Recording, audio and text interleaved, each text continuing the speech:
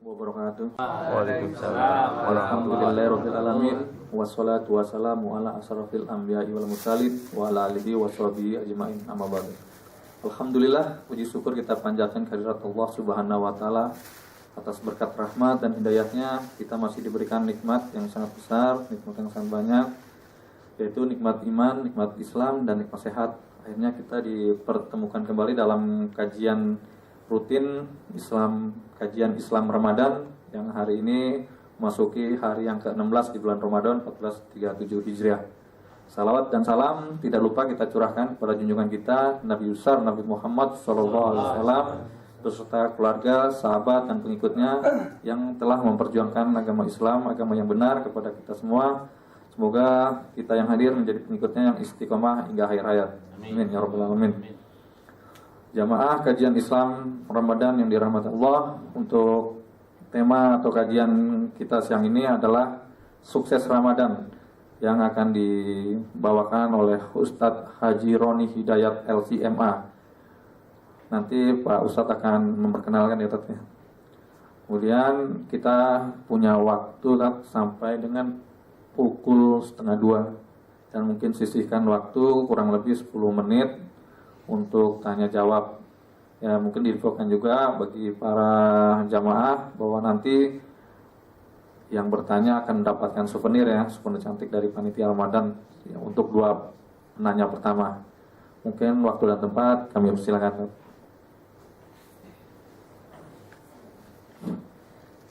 Bismillahirrahmanirrahim. Assalamualaikum warahmatullahi wabarakatuh.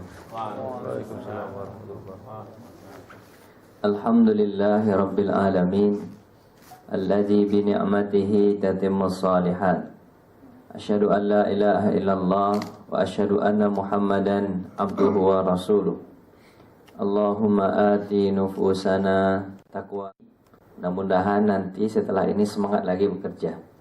Amin. Baik, Bapak Ibu yang dirahmati Allah, siap-siapkan pertanyaannya. Atau ada yang bertanya dulu biar souvenirnya dapat? Ya gitu ya Pak ya. Ya dapat souvenir Ramadan. Apa itu isinya? HP ya? Apa ya? Casing. Casing. 2 orang penanya pertama dapat souvenir indah dari panitia Ramadan. Luar biasa. Baik, Bapak Ibu yang dirahmati Allah Subhanahu wa taala, hari ini hari yang ke-16 kita berpuasa. Nanti malam berarti malam ke-17. Sebentar lagi berarti selesai Ramadan. Cepat sekali berlalu ya. Cepat sekali berlalu. Apa yang baru kita bisa ambil dari Ramadan? Rasulullah SAW bersabda, kata Rasulullah SAW, Inna hadza syahrun qad hadara lakum. Bulan ini sudah datang kepada kalian, yaitu bulan Ramadan. Wa fihi lailatun khairun min alfi syahrin. Di dalam bulan itu ada 1 malam yang lebih baik daripada 1000 bulan. Malam apa namanya Pak? Lailatul Qadar. Tanggal berapa turunnya? Bisa 17, tapi yang lebih menguatkan itu adalah tanggal 27 Ramadan. Atau kata Nabi SAW, carilah Lailatul Qadar itu 10 malam terakhir. Ngapain biasanya kalau kita malam terakhir Pak? I'tikaf. I'tikaf itu adalah berdiam di masjid dari pagi sampai sore pada malam yang ke-29 atau malam yang ke-30 dari bulan Ramadan. Jadi nggak keluar-keluar. Harusnya i'tikafnya seperti itu. Tapi biasanya sebagian teman-teman karena kerja pada pagi hari ini, i'tikafnya i'tikaf kalong lah istilahnya ya. Malam datang, pagi keluar. Gitu ya. Malam datang, pagi keluar. Tapi alhamdulillah karena Lailatul Qadar itu datangnya pada malam hari, bukan pada siang hari. Apa-apa. Faman harrama khairaha faqad hurima khaira kulliha. Lanjutan hadis tadi, siapa yang mengharamkan dirinya berbuat baik, maka Allah akan mengharamkan baginya kebaikan selama-lamanya. Maksudnya adalah di bulan Ramadan, kalau kita membiasakan diri sebulan penuh untuk melakukan kebaikan, nanti setelah Ramadan kita akan termotivasi terus untuk melakukan kebaikan itu. Contoh misalnya begini, mau berinfak, saya bulan Ramadan ini mau berinfak 1.000 rupiah setiap hari misalnya. 1.000 rupiah ingin berinfak setiap hari. Setiap hari berinfak 1.000 rupiah. Ada tak ada kotak lewat di depan, infak 1.000 rupiah. Nanti di luar Ramadan nanti pasti akan tetap berinfak 1.000 rupiah. Dengan apa caranya? Tentu Allah akan kasih jalannya. Biasanya misal contoh, kita dapat rezeki sehari itu misalnya 10.000. Tapi karena ada niat untuk berinfak 1.000, nanti akan Allah kasih rezeki 11.000. 1.000-nya untuk infak, 10.000-nya rezeki kita, nggak dikurangi, gitu. Tapi dengan syarat rutin, gitu. Dirutinkan saja 30 hari itu, insya Allah nanti bisa. Seperti contoh lain, bersahur, sahur. Tasahharu fa inna fis sahur barakah. Bersahurlah kamu, karena dengan sahur itu ada berkah. Berkahnya yang pertama adalah bisa makan. Bisa makan sahur, berkah. Bisa kuat nanti puasanya di siang hari. Kemudian berkah yang kedua adalah berkumpul dengan keluarga. Jarang-jarang kan bisa makan bersama keluarga. Bapak-bapak ini mungkin ada yang tinggal di Pamulang nggak ya? Kalau pakai motor keluar kantor jam 4, nyampe di rumah jam berapa? Jam 7. Udah selesai berbuka, Pak. Buka jam berapa, Pak? Jam 6. Nggak ketemu tuh sama anak. Indahnya rasanya kalau seandainya keluarga tersebut makan makan bareng, makan bersama. Indah kan? Jarang-jarang bisa makan bersama. Kalau siang, ada nggak belum puasa makan siang? Nggak ada ya? Nggak ada ya? Puasa setengah hari itu namanya. Itu yang puasa 6 tahun. Baik. Jadi kalau sahur pasti ada di rumah kan? Sahur pasti ada di rumah. Sahur dulu, sahur dengan keluarga. Kan indah rasanya kan? Berkah bertemu dengan keluarga. Bisa berbicara dengan keluarga, bincang-bincang dengan keluarga, cakap-cakap dengan keluarga. Berkah itu.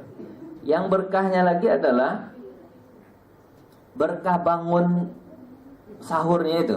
Itu yang penting sebenarnya, berkah bangun sahur itu. Kalau 30 hari kita terbiasa bangun sahur, 30 hari ini Pak, nggak malas-malasan bangun sahurnya, betul-betul bangun. Itu nanti insya Allah di luar Ramadan, setelah Ramadan pasti akan tetap bangun. Kenapa? Karena sudah terlatih bangun, sudah terlatih bangun, ya sudah nanti pas sahurnya bangun terus. Iya. Jadi yang penting itu bukan makannya sebenarnya. Yang penting dari bersahur adalah bangunnya. Karena kata-katanya adalah kata-kata tasaharu, artinya bangun malam. Bukan ta'akulu. Kalau ta'akulu makan malam, betul tuh Pak? Ta'akulu itu makan malam. Ini bukan makan, tapi bangun malam. Terbiasa bangun malam, insya Allah nanti sholat tahajud. Apalagi nanti setelah sholat tahajud, sholat subuh. Sholat subuh jamaah, sholatus subhi jama'atan afdalu, afdal, lebih baik daripada dunia wa ma fiha. Salat jamaah itu lebih baik dari salat subuh berjamaah, itu lebih baik daripada dunia dan segala isinya. Wah, luar biasa tuh Pak. Dunia segala isinya Pak sendiri yang punya. Caranya dengan apa? Salat subuh berjamaah. Tadi salat subuh berjamaah insyaallah ya. Insyaallah. Karena tadi sahur, sekalian sahur ya. Jangan-jangan gini, saya malas sahur, kenapa udah makan kolak tadi sebelum tidur 3 piring. Bukan masalah makannya, tapi masalah bangunnya. Kalau makan terserahlah, mau makan atau nggak makan juga nggak jadi masalah. Saya kalau makan sahur itu kadang-kadang susah sekali. Paling 1 atau 2 sendok. Sendoknya bukan sendok kecil Pak, sendok gede itu. Enggak maksudnya sendok ya. Nah, maksudnya itu susah sekali makan sahur itu susah sekali, betul. Makan sahur itu susah sekali. Kadang-kadang harus dipancing dengan teh hangat dulu. Pancing teh hangat baru ada selera. Baik. Bapak gitu ya Pak ya. Jadi di bulan Ramadan agar sukses, ini saya ingin katakan semua harus dilakukan. Amal ibadah yang tadi harus dilakukan agar sukses. Tapi kita ingin mengatakan ini Pak, agar sukses di bulan Ramadan ini ikut cara Nabi Muhammad melaksanakan puasa. Ini kurikulum yang Allah berikan kepada Nabi Muhammad agar sukses dalam puasa Ramadan. Agar sukses nih Pak. Ada empat kewajiban yang Allah Subhanahu wa taala turunkan kepada Nabi Muhammad agar Nabi Muhammad sukses dalam melakukan puasa Ramadan. Ini turun ketika tahun kedua Hijriah. Jadi perintah ini turun tahun kedua Hijriah. Tahun kedua Pak. Tahun kedua di bulan Sya'ban. Kalau sekarang bulan Ramadan, berarti bulan Sya'ban kapan tuh Pak? Sebelum bulan Ramadan, sebelum ini. Sebelum ini Allah Subhanahu wa taala memerintahkan kepada Nabi Muhammad pertama adalah memutar kiblat. Perputaran kiblat. Dulunya Nabi Muhammad itu menghadap ke Masjidil Aqsa, Palestina. Kalau mau sholat menghadap ke Masjidil Aqsa. Kemudian tiba di Madinah, setahun pertama menghadap ke Masjidil Aqsa. Sudah setahun lebih. Kan Nabi Muhammad sampainya di bulan Muharram ya Pak ya. Bulan Muharram nanti sampai ke bulan apa tuh? Bulan Muharram lagi udah setahun kan? Nanti di bulan Sya'ban di bulan ke-7 sekitar 16 bulan lebih, 16 atau 17 bulan lebih lah. Sekitar 17 bulan lebih Nabi Muhammad itu menghadap sholat ke arah Masjidil Aqsa. Kalau kita Bapak lihat petanya itu Pak, di bawah itu Masjidil Haram, di bawah adalah selatan. Naik ke atas ke utara itu Madinah. Naik ke atas lagi Palestina. Palestina itu dulu tergabung dalam sebuah nama negara besar, nama daerah besar namanya Syam. Syam itu sekarang jadi 3 negara. Palestina di bawahnya, di atasnya ada Suriah, di samping Suriah sebelah kanan Yordania. Itu disebut daerah Syam. Berarti kalau dulu Nabi Muhammad SAW ingin sholat, kan perintah sholat sudah ada semenjak Isra dan Mi'raj. Isra Mi'raj itu tahun ke-11 kenabian. 11 tahun Nabi Muhammad di Makkah sudah ada perintah sholat. Sudah ada perintah sholat. Sudah ada perintah sholat. Sebelum itu sudah adakah sholat? Ada sholat, tapi sholat tahajud saja. Jadi di awal-awal Islam itu muncul Pak, di awal-awal Islam itu ada, Nabi Muhammad diangkat menjadi Rasul, sudah ada perintah sholat, tapi hanya sholat tahajud saja. Sholat tahajud. Kemudian di Isra Mi'raj baru nanti ada sholat 5 waktu sehari semalam. Sholat tahajud yang dulunya wajib sekarang menjadi sunat. Yang dulunya wajib jadi sunat ketika sudah Isra Mi'raj tahun ke-11 kenabian. Berarti Nabi sudah 11 tahun berada di sudah 11 tahun menjadi seorang Nabi. Tahun ke-11 itu baru ada perintah sholat, tapi perintah sholatnya 2 rakaat, maaf. Isra Mi'raj itu baru ada 2 rakaat. 2 rakaat zuhur, 2 rakaat asar, 2 rakaat maghrib, 2 rakaat isya, 2 rakaat subuh, semua 2 rakaat. Nanti baru sampai ke Madinah, baru Allah upgrade. Jadi zuhur ditambah 2, asar ditambah 2, maghrib ditambah 1, isya ditambah 2, kemudian subuh tetap 2. Nanti tiba di Madinah. Jadi sampai di Madinah nanti pada peristiwa perputaran kiblat. Nah ini masalah perputaran kiblat lagi nih. Itu sudah 16 bulan. So, Nabi sholat yang 4 rakaat zuhur, 4 rakaat asar, 3 rakaat maghrib, 4 rakaat isya, 2 rakaat subuh. Sudah begitu kan susah ngadapnya Pak. Kalau sudah ngadap di sini kan Nabi Muhammad di Madinah, ngadapnya tentu ke Masjidil Aqsa Palestina. Jadi nggak ngadap kiblat lagi, nggak ngadap Ka'bah lagi. Itu berarti membelakangi Ka'bah. Kalau dulu di Mekah Nabi Muhammad sholat, Rasulullah sholatnya di bawah sini. Jadi dia ada Ka'bah di depannya, ada pula di atasnya Masjidil Aqsa. Jadi dapat kedua-duanya. Sampai lama 16 bulan orang-orang Yahudi dan orang-orang Nasrani itu selalu mencemooh Nabi Muhammad SAW. Apa itu Muhammad? Katanya agamanya bagus, tapi kiblatnya sama kita. Kan orang Yahudi dan orang Nasrani kiblatnya jadi Masjidil Aqsa, Pak. Sampai sekarang kiblatnya adalah Masjidil Aqsa. Walaupun kebanyakan mereka juga nggak punya kiblat ya. Tapi dulu sebenarnya kiblat mereka adalah Masjidil Aqsa. Dicemooh oleh orang-orang Yahudi dan Nasrani. Muhammad katanya agamanya agama baru, tapi kenapa kiblatnya adalah kiblat kita dipakai sama dia. Nabi Muhammad itu berdoa kepada Allah, ya Allah, putarkanlah kiblat ke Masjidil Haram, jangan lagi ke Masjidil Aqsa. Kemudian akhirnya Allah turunkan ayat Quran surah Al-Baqarah, saya qulu sufaha, kemudian terus ayatnya itu fawalli wajhaka syatral masjidil haram. Muhammad, putarlah kiblatmu arah ke Masjidil Haram. Ini gunanya adalah agar kita tidak sama dengan orang-orang Nasrani. Itu tujuannya itu, Pak. Baik, itu perputaran kiblat itu di sini nih panjang cerita nih, Pak. Ya. Ini perputaran kiblat ini berhubungan dengan sholat. Ini ada 3, Pak, ada 4, Pak ya. Pertama perputaran kiblat, yang kedua setelah itu baru ada perintah puasa. Setelah perintah puasa, perintah perang, baru perintah berinfak. Sukses ini, Pak. Sukses orang kalau menjalankan ini sukses. Artinya apa? Perputaran kiblat adalah menunjukkan tentang kalau mau puasa sholatnya benar dan sebenar. Rasulullah SAW bersabda, la siyama liman la sholatalah. Tidak ada puasa, tidak ada pahala puasa bagi orang yang tidak sholat. Puasa boleh, ya apa-apa. Tapi kalau nggak sholat, pahalanya nggak ada. Pahala puasanya jadi habis. Jadi pahala puasanya nggak ada. Jadi harus sholat. Oke. Kemudian baru puasa, kemudian baru perang. Jadi puasa itu harus dibarengi dengan perang.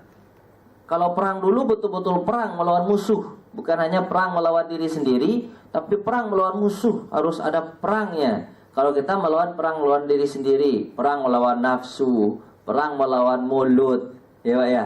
Rasulullah SAW bersabda, "Man lam yada' qaulaz zur fala siyamalah." Siapa yang tidak bisa menahan perkataannya dari perkataan buruk, maka tak ada pahala puasa. Menahan dirinya, nafsunya dari memukul orang. Kalau ada orang ngajak dia berkelahi, dia bilang apa? Inni shaim, saya puasa. Itu harus diperangi. Jadi yang jahat-jahat itu harus diperangi. Selama bulan Ramadan saja, insya Allah nanti bisa. Jadi orang baik sukses nanti insya Allah. Saya gini, Bapak di bulan Ramadan ini misalnya kepengen apa ya? Saya di bulan Ramadan ini insya Allah saya akan menghilangkan komentar buruk. Selama Ramadan ini hilangkan komentar buruk. Jadi kalau ada yang kelihatan ganjil, nggak komentar.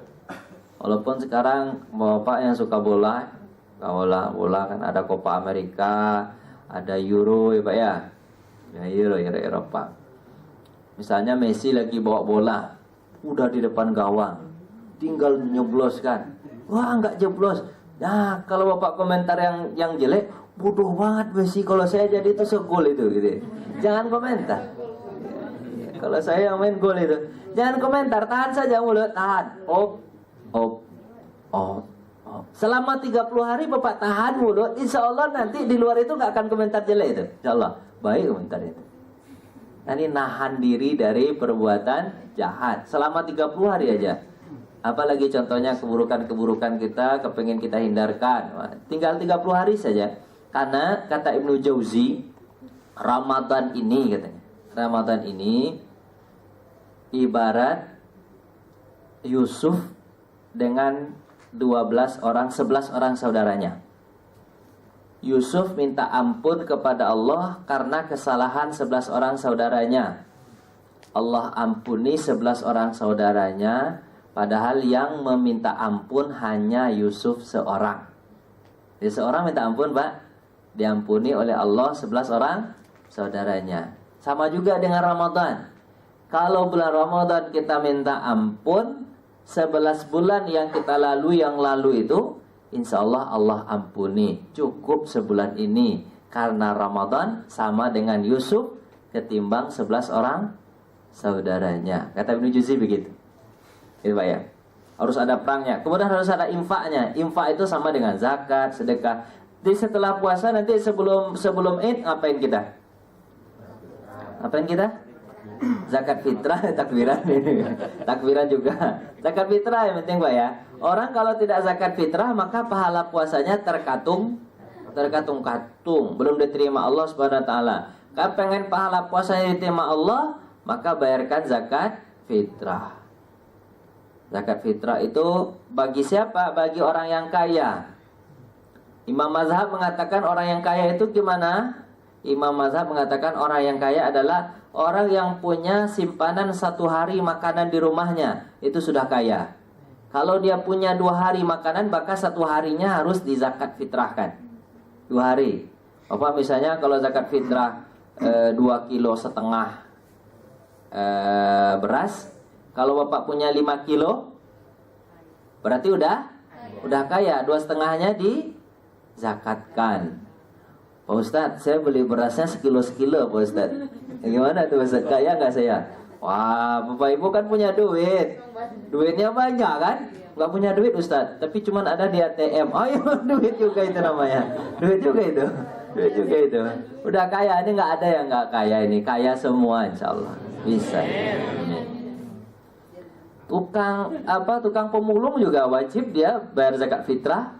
Walaupun nanti dia akan diberi zakat fitrah. Karena nanti zakat fitrah itu kan tergantung siapa yang paling miskin. Tapi dia juga bayar. Misalnya nih, saya pemulung, saya dikasih sama orang zakat fitrah oleh 2 orang. Berarti kan sudah kaya, termasuk kaya kan? Yang satunya saya zakatkan ke orang lain. Walaupun nanti orang ngasih lagi ke saya, karena saya yang paling miskin. Kasih lagi. Tapi yang jelas saya keluarkan juga, walaupun pemulung, tak harus keluarkan. Karena sudah dianggap kaya. Jadi orang yang berzakat fitrah itu apa? Orang yang kaya. Kayanya seperti itu.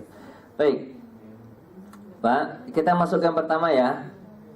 Perputaran kiblat. Putaran kiblat yang pertama adalah dianggap sholat. Jadi orang yang berpuasa itu dia harus sholat. Nih biar menang nih puasanya Pak, sholatnya harus benar.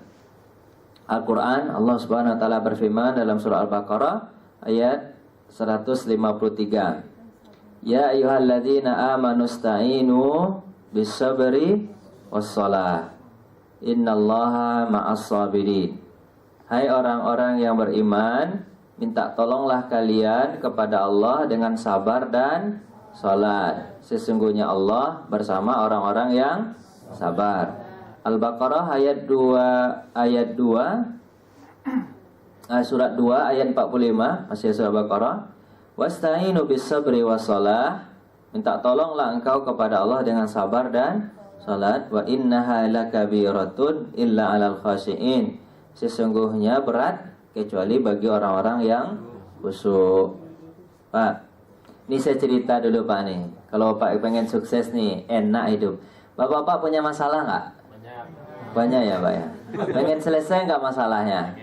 Pengen. Al-Quran mengajarkan supaya sabar. Masalah itu kalau nggak sabar kita melesaikannya nggak sukses. Sabar saja. Jadi kalau ada masalah, sabar saja. Sabar itu artinya mencari jalan keluar dari masalah. Bukan pasrah.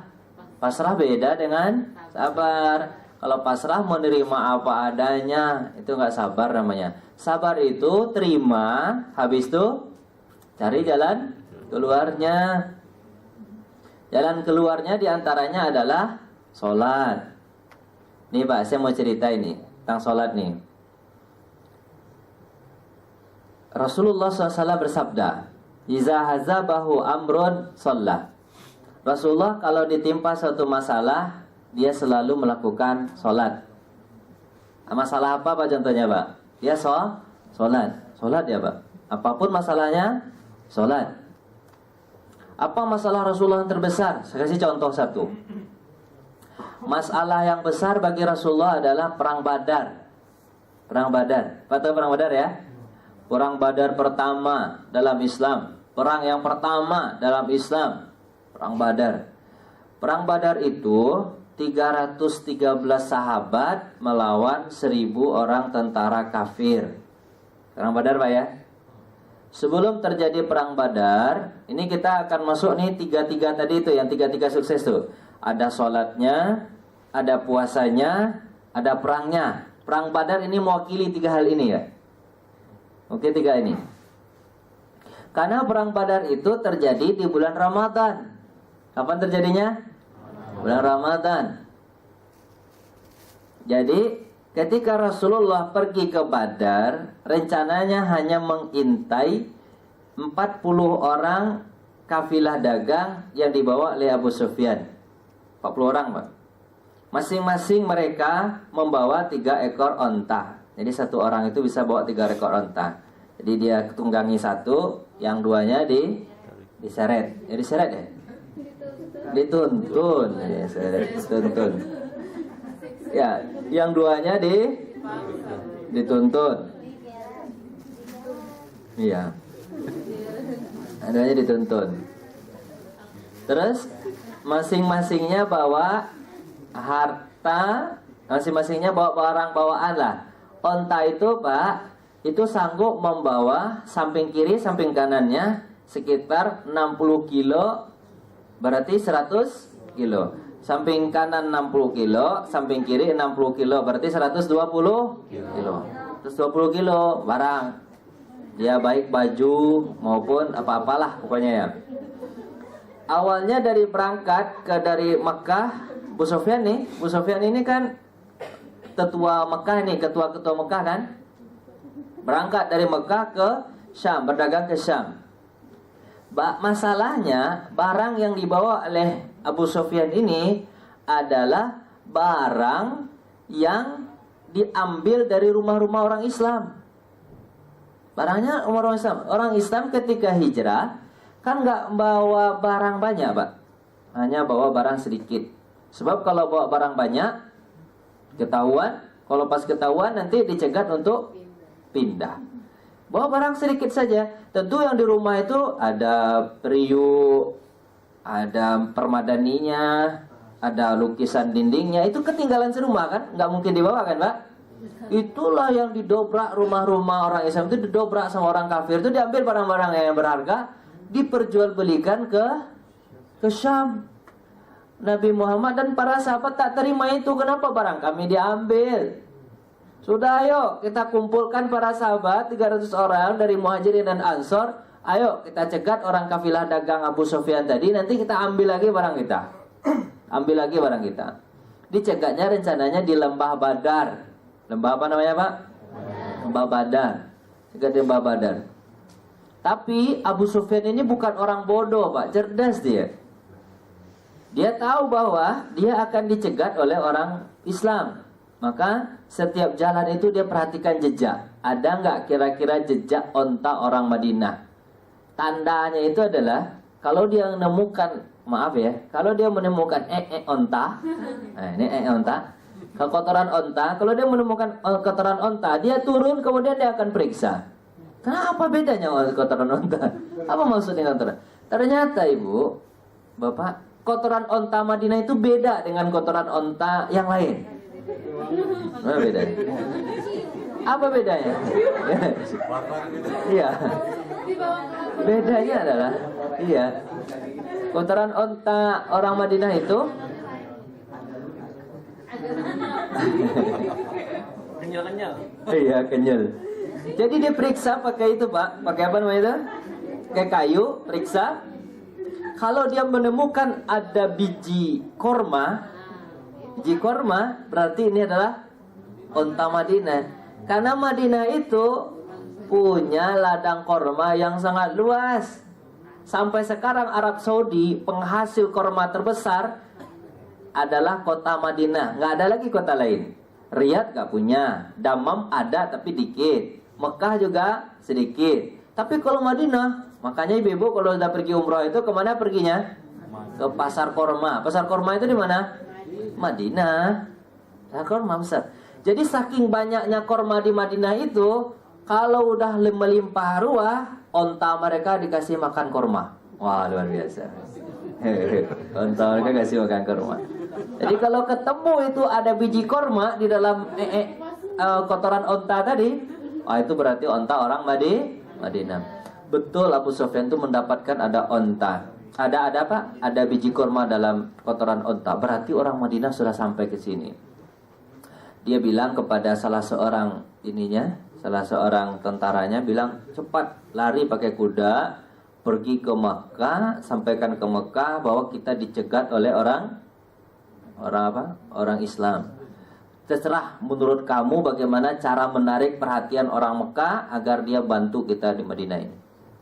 Ternyata orang yang diutus ini betul-betul orang yang hebat untuk bersandiwara. Padahal belum dicegat kan, belum ketemu sama orang Islam. Sebelum masuk ke Mekah dirobek-robeknya bajunya, terus dicarinya darah ayam, kemudian ditaruh di badannya, sambil dia berkata, kejadian dahsyat. Orang-orang kumpulkan, ada apa? Muhammad telah mencegat kafilah dagang orang Islam.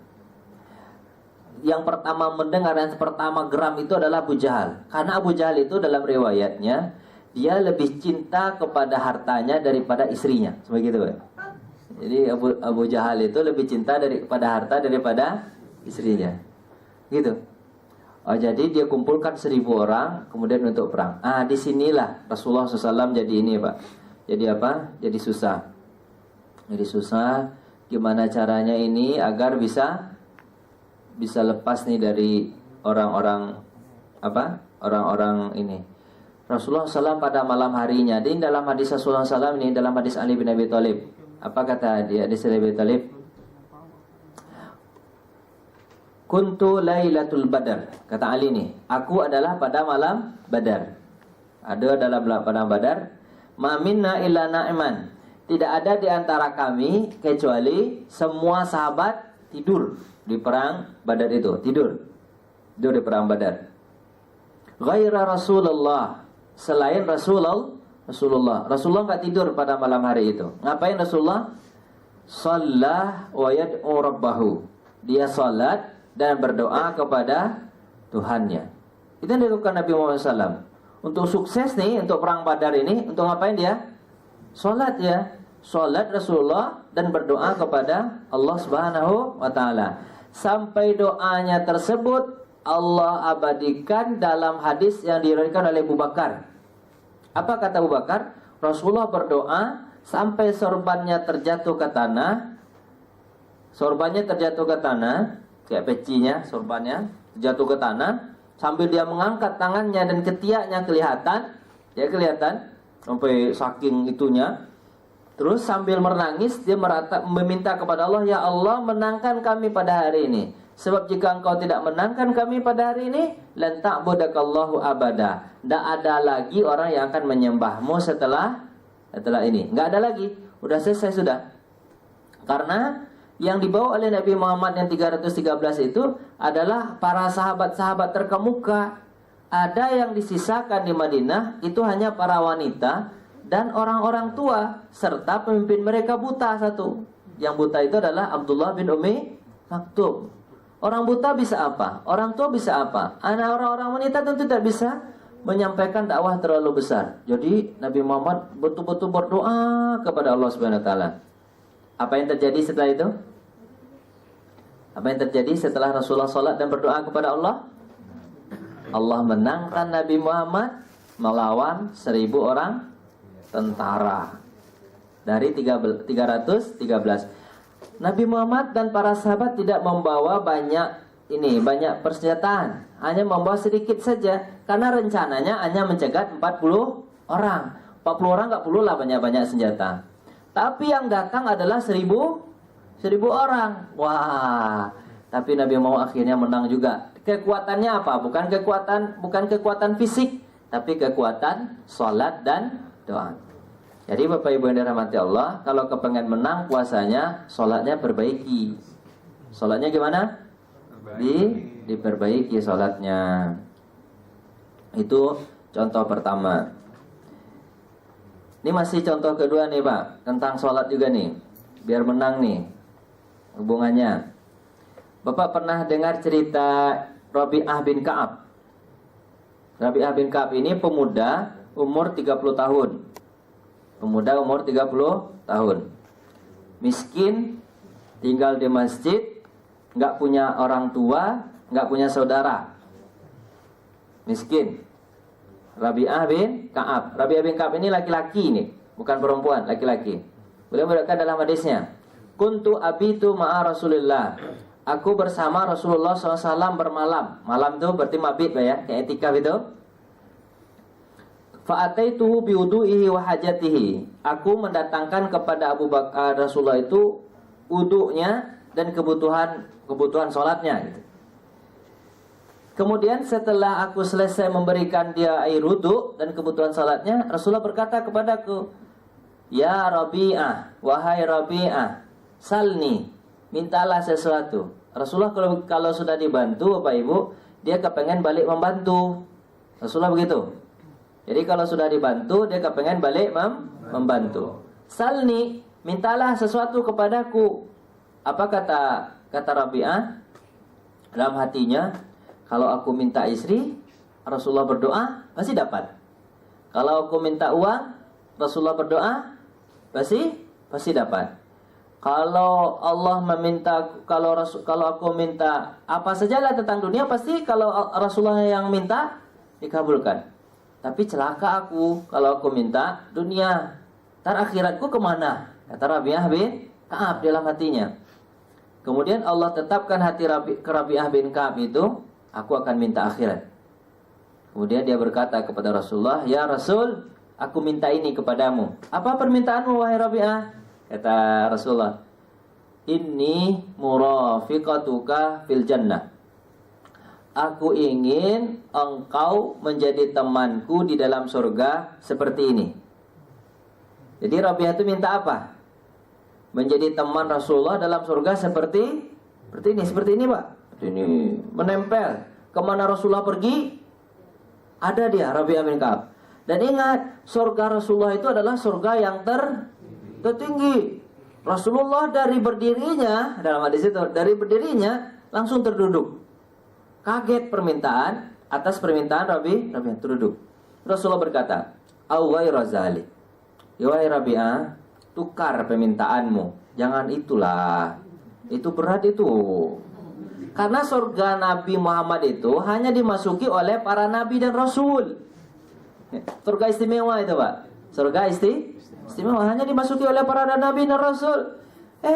Ini Rabi'ah kepengen masuk juga. Padahal bukan nabi, bukan rasul. Orang miskin lagi, tidak punya apa-apa. Istri aja dia nggak punya. Istrinya nggak punya. Mau minta masuk surga pula. Dia bersama Rasulullah SAW.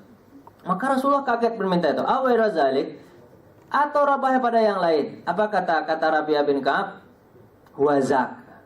Itu saja ya Rasulullah, aku nggak akan berubah, aku nggak akan ganti udah. Itu saja. Luar biasa.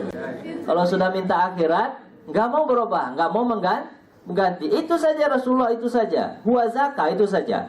Apa kata Rasulullah? Awai razalik. Robahlah. Itu berat itu. Berat itu.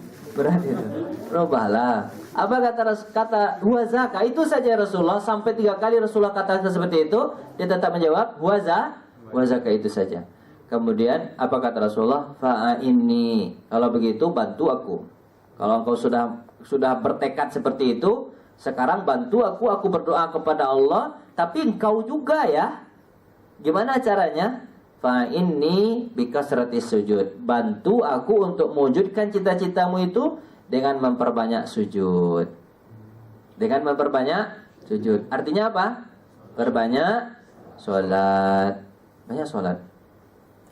Bapak, hadis ini adalah menceritakan bahwa dengan permintaan akhirat yang sangat luar biasa, surga yang sangat tinggi, bisa diwujudkan dengan cara sholat, apalagi permintaan yang remeh-temeh di dunia. Misalnya bapak kepengen naik pangkat, gampang itu mah, itu cerita remeh-temeh. Remeh-temeh.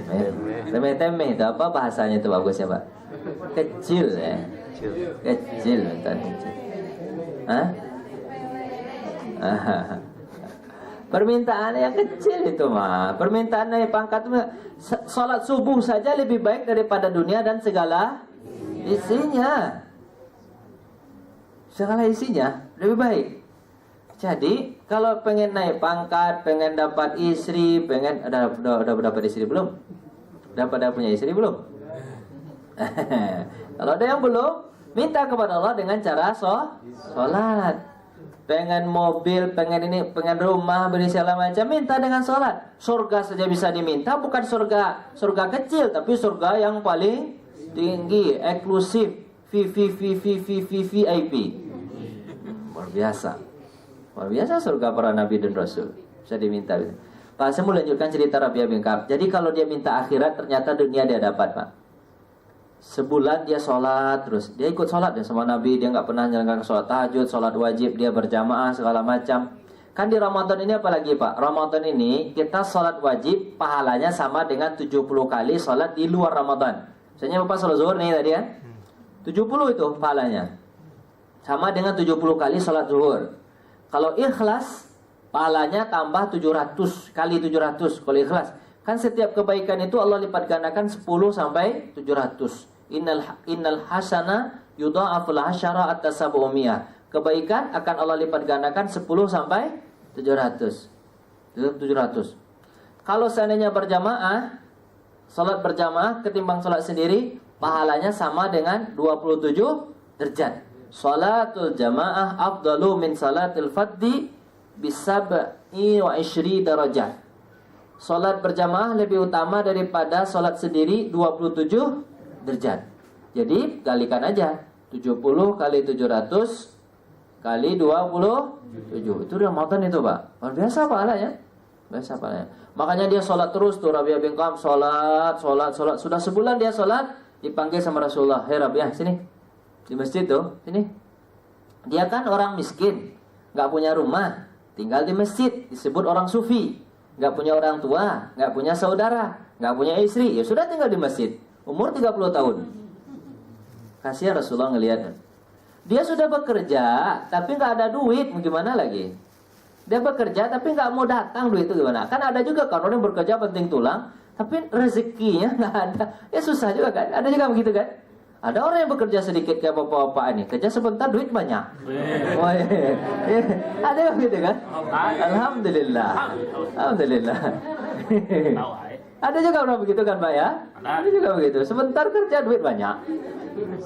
Ada juga orang yang bekerja 12 jam duit dikit-dikit juga. Iya kan? Termasuk Rabi'ah ini rezeki enggak berpihak kepada dia ketika itu. Panggil sama Rasulullah, Rabi'ah sini. Apa ya Rasulullah? Kamu mau menikah? Kamu menikah enggak? Apa kata Rabi'ah? Enggak mau. Kenapa enggak mau? Pokoknya enggak mau. Dalam hatinya Rabi'ah bilang, gimana caranya aku menikah, duit nggak ada, tinggal di masjid, masa istri dibawa ke masjid? Nggak mungkin ke masjid Madinah, nggak mungkin kan istri ke masjid? Nggak, Rasulullah kan saya sudah janji padamu, saya akan menjadi temanmu di surga. Ini udahlah, cukuplah itu bagi saya, nanti akhirat saja, dunia ini biarin aja lah. Terus Rasulullah bertanya lagi, ya Rasulullah, ya Rabi'ah, mau nggak kamu menikah? Enggak. Ditanya lagi kali ketiga, wahai Rabi'ah, mau nggak engkau menikah? Apa kata Rabi'ah? Celaka aku. Sudah 3 kali Rasulullah bertanya mau menikah, aku jawab tidak. Sombong aku rasanya kepada Rasul. Bagaimana beginilah? Aku jawab aja iya dulu. Nanti masalahnya nanti dihitung belakangan. Iya aja jawab dulu ya gitu. Ya. Tadi kan tidak, udah 3 kali. Rasulullah tanya terus kan? Enggak, ini sekarang iya aja lah dulu, apa nanti cerita Rasulullah lain lagi cerita. Iya ya Rasulullah, saya mau menikah. Oh baiklah kalau begitu, kalau mau menikah, baiklah. Rasulullah tulis memo ya, memo, tulis di sana. Tulis, Rasulullah kan nggak bisa nulis Pak ya. Rabi'ah tulis ya. kepada bapak ini yang punya nama yang bernama ini, yang punya putri namanya ini, tolong nikahkan Rabi'ah dengan putrimu. Dari Rasulullah sallallahu alaihi wasallam. Ini dia dapat memo dari Rasulullah. Nih, memo ini bawa ke bapak itu. Kamu kenalkan rumahnya kan? Tahu kan? Tahu. Sudah datang ke sini. Pas. Apa kata? Iya. Apa kata Rabi'ah? Aku tidak pernah malu kecuali malu ketika aku datang ke rumah bapak itu. Karena aku nggak punya apa-apa, ya nggak punya apa-apa, miskin sendirian lagi, terus disuruh melamar anak gadis orang, pakai memo Rasulullah Sallallahu Alaihi Wasallam. Rasulullah kata, terus dia bilang, hei Rabi'ah, ngapain ke sini? Ini ada surat dari Rasulullah. Ya, wah surat memo kau suruh nikah kan dengan anakku ya. Kalau memang dari Rasulullah, ini bapak yang baik ini. Kalau pilihan dari Rasulullah pasti baik. Apa katanya? Kalau Rasulullah yang milih untuk anakku, walaupun putriku lebih cantik daripada kamu, Rabi'ah itu wajahnya pas-pasan. Wajah pas-pas. Putriku lebih cantik daripada kamu, kamu nggak punya apa-apa juga. Karena Rasulullah yang pilih, pasti keimananmu bagus, ya sudah saya nikahkan. Hari ini juga saya nikahkan. Saat sekarang ini saya sudah nikahkan. Lewat 2 orang. Sahabat, hei sini kalian. Panggil 2 orang. Jadi kalian jadi saksi ya. Hari ini aku jadi nikahkan anakku. Tungguin lah memo dari Ustaz. Hebat ya, memo Ustaz hebat ya. Iya. Kalau ada makanya minta memo sama saya. Saya kasih lah. Dua memo saya. Jual memo. Hari itu juga Rabi'ah dinikahkan dengan putri, seorang putri sahabat itu dinikahkan. Setelah dinikahkan kan karena siang ketika itu ya, karena habis zuhur. Itu Rabi'ah nggak mungkin malam lah. Ini zuhur baru ngapain ke kamar kan? Nanti malam lah kan? Tentu dia balik lagi sholat asar ke masjid. Sholat asar ke masjid, habis nikah sholat asar. Asar ke masjid berkumpul. Bagaimana Rabi'ah? Apakah engkau sudah menikah? Kata Rasulullah. Sudah, kata Rabi'ah. Alhamdulillah sudah menikah. Terus Rasulullah panggil para sahabat yang lagi sholat asar tuh. Hei, kalian tahu nggak? Tadi zuhur Rabi'ah nikah. Pada zuhur tadi Rabi'ah nikah. Kumpulkan duit kalian, kumpulkan, kasih sama Rabi'ah. Dia maharnya ngutang tuh. Mahar ngutang, dia nggak punya apa-apa ngutang. Dia ngutang maharnya, udah kalian kasih duit sama dia, urunan untuk bayar maharnya. Urunan tuh para sahabat dapat sama dia untuk dibayar maharnya. Gitu. Akhirnya 2 bulan setelah itu, setelah menikah 2 bulan setelah itu ditanya sama sahabat, bagaimana kehidupan wahai Rabi'ah? Ya Rasulullah, engkau tahu kan aku susah mencari duit, nggak dapat ya Rasulullah.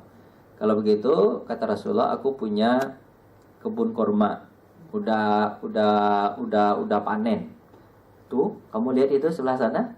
Dah, ya Rasulullah, itu kebun kormaku. Di samping kebun korma itu ada kebun korma Abu Bakar. Sampingnya. Dah, untuk kebun kormaku engkau ambil semuanya sebagai mata pencarian engkau dan istrimu. Rasulullah begitu kalau bantu orang mah. Bantu orang, kasih semua, ambil tuh bungkur rumahnya, kasih semua Rasulullah. Satu hari ini cerita saya dengar Rasulullah selesai satu hari, Rabi'ah bin Ka'ab ini kan punya sepadan apa namanya? Sepadan pohon korma. Dia mengira bahwa pohon korma yang sepadan itu miliknya, karena Rasulullah nggak ngasih tahu mana-mananya, cuma dari jauh saja itu pohon korma sebagian menyama. Sepadan itu akhirnya bertengkar dengan Abu Bakar. Kata Abu Bakar, ini pohon kormaku karena sepadan sama Rasulullah dan aku yang tanam. Apa kata Rabi'ah? Tidak, ini pohon korma Rasulullah yang sudah dikasih kepadaku. Bertengkar sampai Abu Bakar itu mengeluarkan kata-kata yang tak pantas dikeluarkan oleh seorang sahabat mulia. Mungkin katanya, kamu bodoh, kamu nggak tahu apa-apa. Mungkin itu katanya mungkin ya. Tapi tidak diucapkan. Kita nggak perlu juga lah apa kata yang jelek itu. Tapi perkataan yang jelek ya. Katanya jelek. Saya perkirakan itulah perkataan. Kamu nggak tahu apa-apa, bodoh, sok-sok mengklaim juga ini milikmu. Ini pada milik saya. Tapi setelah itu Abu Bakar merasa sadar, Allahu Akbar, saya sudah mengucapkan kalimat jahat, padahal Abu Bakar orang yang mulia. Saya berkata kepada Rabi'ah, wahai Rabi'ah, balikkan kata-kataku tadi kepadaku. Si kisos. Katakan aku yang bodoh. Aku yang bodoh. Padahal sebenarnya korma itu punya Abu Bakar sebenarnya. Rabi'ah itu nggak tahu karena bukan dia yang nanam. Yang nanam adalah Abu Bakar. Tentu dia lebih tahu, dia yang punya dari awal kan. Tapi akhirnya kata Rabi'ah, tidak, aku tidak akan mengucapkan kalimat itu. Kalau begitu kata Rasulullah SAW, Nah, kalau begitu kata Abu Bakar, kau akan aku laporkan kepada Rasulullah dan aku ingin minta dikisos oleh Rasulullah SAW. Baik, kita berhukum kepada Rasulullah SAW. Dibawa Rabi'ah. Ini lucu juga ya. Dia yang salah, dia yang kepengen dihukum. Ini Abu Bakar ini luar biasa. Dibawa Rabi'ah bin Ka'ab. Dibawa Rabi'ah bin Ka'ab sampai di sana. Rabi'ah bin Ka'ab itu sampai di sana.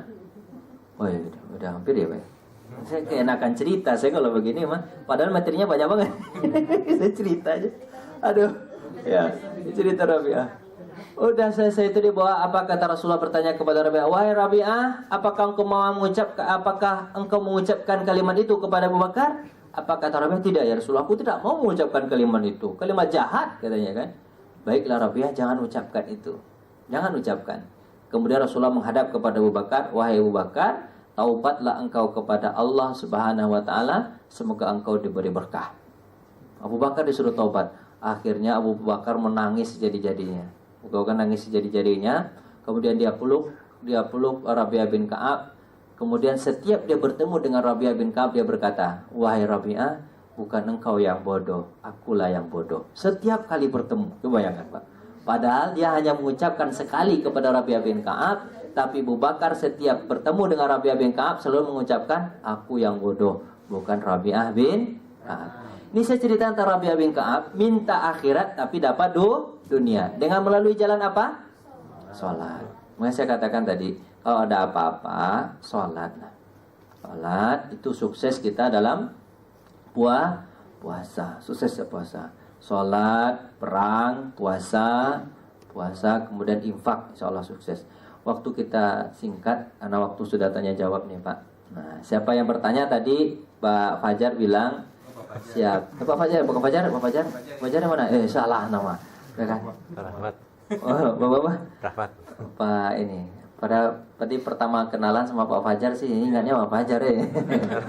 Ya, temannya Pak Fajar bilang, temannya Pak Fajar bilang bahwa siapa yang bertanya, 2 orang bertanya pertama dapat hadiah. Oh, kurma. Silakan, Pak. Terima kasih atas paparan yang disampaikan oleh Ustadz Roni ya. Mungkin tadi disebutkan bahwa 4 yang utama ya untuk mendapatkan kesuksesan Ramadan. Yang pertama sholat, kemudian kedua puasa, 3 perang, yang keempat adalah infak ya. Mungkin tadi yang pertama sangat menarik ya tentang sholat, sisanya mungkin dan kali bisa ya tadi disambung ya. Nah dari pelajaran yang Ustaz sampaikan mungkin ada pertanyaan dari jamaah sekalian. Kita bagi dari 2 pertanyaan aja ya sampai 1:30. Mungkin ada yang pertanyaan dari ikhwan atau akhwatnya, silahkan. Dapat hadiah loh.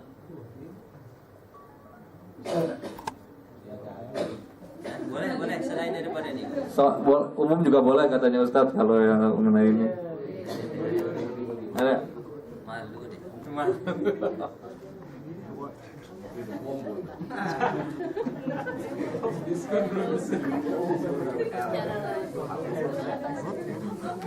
Assalamualaikum warahmatullahi wabarakatuh.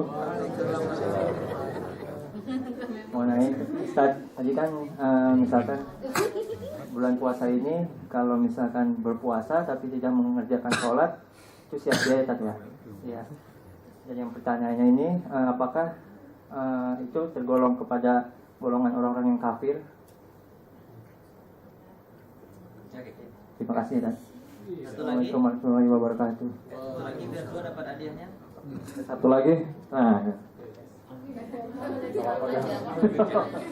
Kebun korma. Assalamualaikum warahmatullahi wabarakatuh. Ini pertanyaannya mungkin di luar materi hari ini Ustaz ya. Terkait masalah hutang piutang Ustaz. Kebetulan kan saya jualan pulsa sekalian promosi juga.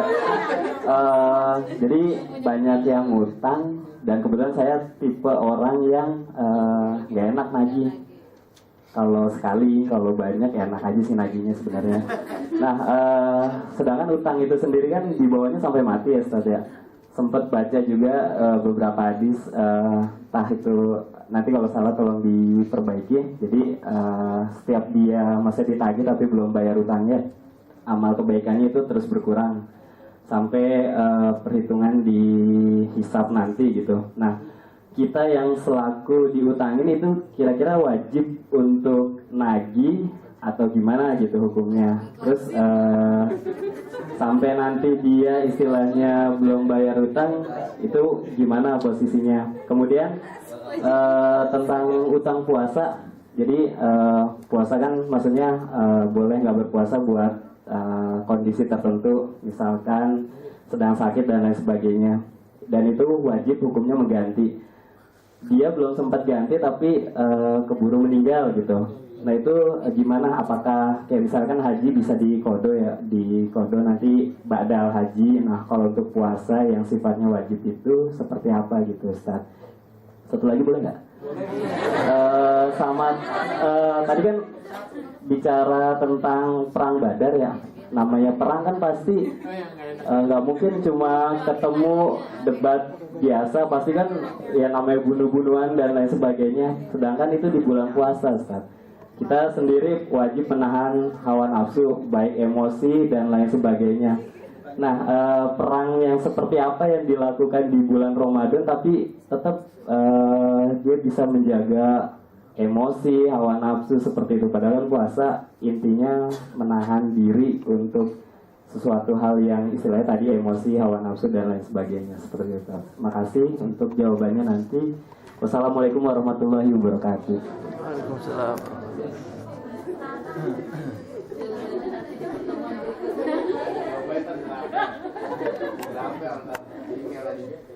Mungkin Ustadz langsung menjawab aja ya. Ustadz. Saya jawab dari yang ingat. Nanti kalau nggak ingat ingatin ya. Ingat perang. Perang itu ya karena yang ini yang hangat ini yang terakhir. Perang. Ya nanti yang ingat aja dulu. Nah, nanti diingatin ya. Ya ingat. Baik. Perang. Perang itu diharamkan Allah kalau bulan haram. Diharamkan Allah bulan haram. Bulan haram itu ada 4. Bulan 11, 12, 1, 7. Itu Allah haramkan perang. Bulan 11 itu bulan Zulqa'dah. Bulan 12 bulan Zulhijjah. Sekarang bulan 9 ya. Sekarang bulan 11 itu bulan Zulqa'dah. Bulan 12 bulan Zulhijjah. Bulan yang pertama bulan Muharram. Bulan yang ketujuh bukan bulan yang ketujuh, bulan 6 bulan Rajab, Sya'ban, Ramadan. 7 betul. Rajab, bulan yang ke-7. 8 Sya'ban, 9 Ramadan. Kalau 4 bulan itu tidak boleh perang. Mendahului perang nggak boleh. Tapi kalau diserang boleh melawan. Itu dalam 4 bulan. Bulan Ramadan tidak termasuk dalam larangan untuk perang, nggak ada. Jadi bulan Ramadan boleh perang. Perang saja. Pertanyaannya tadi adalah bagaimana Ustadz kalau seandainya kita kan di Ramadan harus menjaga emosi, menjaga hawa nafsu, sementara di Ramadan kita bunuh orang. Ini masalahnya bukan menjaga hawa nafsu, bukan menjaga emosi, tapi ini adalah perintah Allah Subhanahu wa ta'ala. Kata Allah Subhanahu wa ta'ala, waqtuluhum haitsu saqiftumuhum. Bunuh mereka dimanapun kalian bertemu. Dan kegunaan perang itu adalah untuk menghilangkan fitnah. Faqtuluhum hatta la takuna fitnatun. Bunuh mereka sampai tidak ada fitnah, sampai tidak ada makar terhadap agama Islam ini. Jadi boleh melakukan perang di bulan Ramadan. Kita juga perang di bulan Ramadan. Kemerdekaan Indonesia bulan Ramadan. Jadi tidak jadi masalah perang di bulan Ramadan. Jadi bukan yang katakan menahan hawa nafsu itu adalah itu kan kita perang itu kan bukan karena marah kita, tapi karena perintah Allah Subhanahu wa ta'ala. Tapi kalau berkelahi itu karena marah. Beda, berkelahi dengan perang beda. Kalau berkelahi itu kata Rasulullah SAW dalam hadisnya, orang yang berkelahi al-qatil wa maqtul finnar. Orang yang membunuh dan orang yang dibunuh, kedua-duanya dalam neraka. Sahabat bertanya, Rasulullah, kalau orang yang membunuh dalam neraka, oke lah, karena dia pembunuh kan. Tapi orang yang dibunuh kenapa dalam neraka juga? Apa kata Rasulullah? Dia kepengen bunuh juga, cuman kedahuluan mati. Keduluan mati. Dia duluan mati, dia kepengen bunuh, tapi keduluan mati dia. Nah, kedolan mati dia. Makanya itu tidak ada hubungannya dengan emosi, itu adalah hubungannya dengan perintah Allah Subhanahu wa taala. Itu jawaban pertama. Sudah, itu. Jawaban kedua saya ingat tentang utang piutang. Yang menarik nih utang piutang. Bahasanya bukan kewajiban untuk menagih, tapi hak untuk menagih, bukan kewajiban. Kalau wajib berarti kalau nggak dia tagih dosa dong. Masa iya dia sudah dihutangi terus dosa lagi, kan nggak ya? Bahasanya bukan dosa, bahasanya bukan kewajiban, tapi hak dia untuk menagih. Tagih terus, selagi bisa untuk menagih, tagih terus. Pak Ustadz, tadi pertanyaan saya orangnya adalah orang yang gak enakan lagi. Kalau begitu, jangan beri hutang. Jawabannya itu ya. Jangan orang beri hutang. Sebab kalau nggak enak lagi, kasih orang hutang, kasihan, rugi nanti kan. Terus bagaimana Pak Ustadz kalau seandainya kita sudah tagih, kemudian nggak bayar-bayar? Dalam hadis Rasulullah SAW bilang apa? Kalau dia sudah menagih hutang, kemudian orang itu tidak bayar, maka dia akan mendapatkan pahala sebagai hutang yang ia hutangkan ketika dia jatuh tempo. Contoh misalnya begini, orang itu punya hutang, dia menghutangi orang 10.000, sudah jatuh tempo dalam waktu seminggu, nggak dibayar sama orang itu, jatuh tempo. Maka kelipatan hari dia dapat pahala 1.000. Hari yang ke-8 pahala 1.000. Hari yang ke-9 nggak bayar lagi, dapat pahala 1.000. Hari yang ke-12 dapat pahala 1.000. Itu bukan dapat pahala terus, setiap hari dapat pahala 10.000. Makanya kalau kita ingat pahala hadis Rasulullah SAW, pahalanya begitu, mau minta hutang atau biarin dia nunggak lama-lama? Harusnya biarin nunggak lama-lama. Kenapa? Karena setiap hari dapat kelipatan pahala. Jangan ditagih gitu ya Pak ya. Tapi boleh ditagih, itu pahalanya. Terus orang yang nggak mau ditagih, utangnya ditunda-tunda, gimana hukumannya? Rasulullah SAW berkata, matalul ghaniyyu zulmun. Menunda-nunda hutang itu zalim. Dia berbuat zalim. Artinya dia akan Allah kurangi pahalanya dari sebanyak hutangnya setiap hari. 10.000. Susah juga kan, capek. Kan pahala itu bisa jadi banyak. Makanya cepat bayar hutang. Kalau dia sudah mati gimana? Hutangnya harus dibayar? Bayar. Siapa yang bayar? Ahli warisnya. Kalau dia nggak mau bayar, nanti di akhirat akan Allah perhitungkan. Ini bagi orang yang menghutangi tadi. Kalau dia nggak bayar, Pak Ustadz, sampai dia mati, saya juga mati, sama-sama mati, meninggal dunia, gimana tuh Pak Ustadz? Kalau dia merelakan itu lebih baik. Kalau dia merelakan, dia dapat pahala terus. Dan di akhirat dia tidak akan dipertemukan Allah Subhanahu wa taala dengan orang yang ia hutangi tadi. Jadi dia lempeng aja tuh masuk surga karena dia sudah banyak pahala. Tapi kalau dia tidak mengikhlaskan, nanti ketika dia mau masuk surga selangkah lagi dipanggil sama Allah. Yong sini. Apa kata Allah? Gini. Benar ini orang ini hutang sama kamu. Udah mau masuk surga, balik lagi keluar untuk menyelesaikan permasalahan ini. Mana enak, lempeng masuk surga saja atau ingin menyelesaikan dulu di luar nih?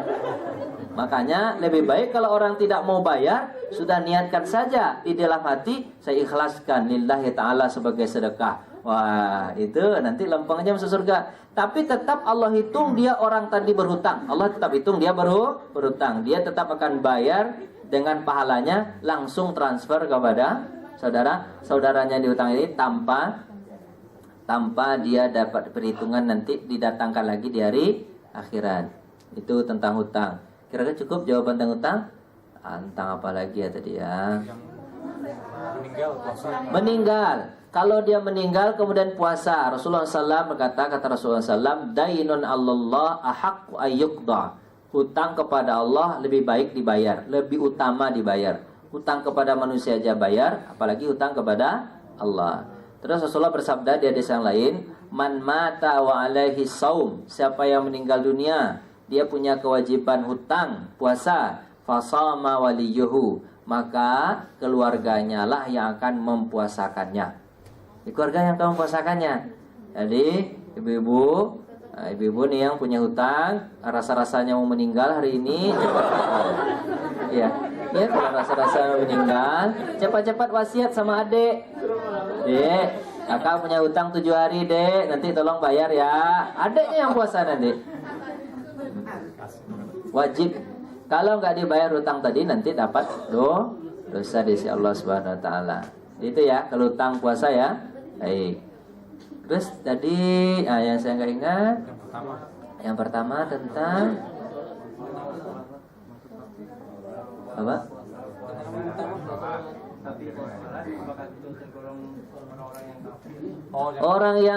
Orang yang puasa tapi nggak sholat, dia nggak sholat itu tergolong kafir.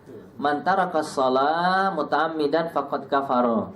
Orang yang meninggalkan sholat sengaja kafir. Hukumnya kafir, dihukum kafir. Bukan orangnya kafir.